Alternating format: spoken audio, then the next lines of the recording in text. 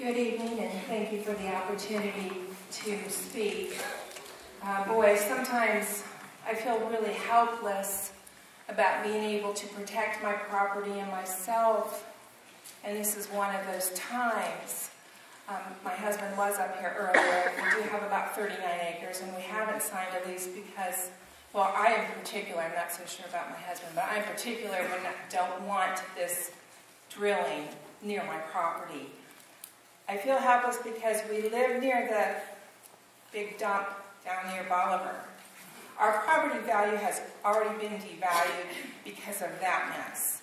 We have air odor problems. We're worried about our water contamination if something happens to the liners that they put in that dump. I have driven behind trucks right next to our property that are taking leachate from that dump, that's spilling it all over our roads, and that's going off into our ground, and I'm sure it's contaminating our wells. We're in a rural area. There are big power lines close to our property. We have airplanes that fly over and spray chemicals that kill huge trees. And they do this yearly, bring chemicals over. Those chemicals are going into the groundwater that we all drink.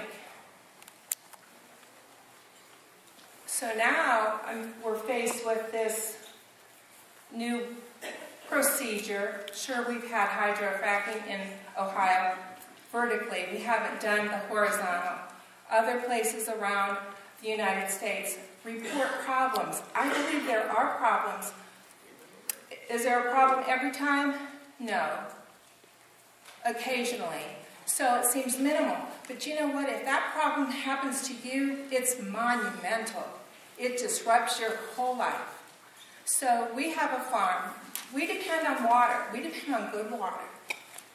So my question was, what happens if our water supply is damaged?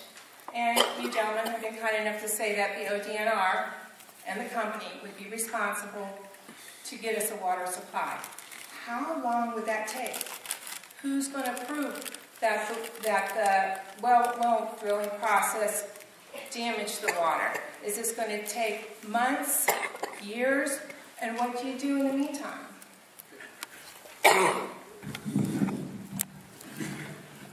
Hey, we're the one that proved it. If you believe that you were impacted by an oil and gas operation, you would call us. We are the ones that would cause the investigation. We're the ones that would gather the evidence. And if the evidence indeed shows that your water supply has been impacted, we're the ones that give the order to replace. Now, the order to replace could take anywhere from months to years to actually go from its initial point to its end point. In the meantime, the law allows two things to occur, and one of two things could happen. One, you can receive a temporary supply. Very inconvenient. It is a hardship.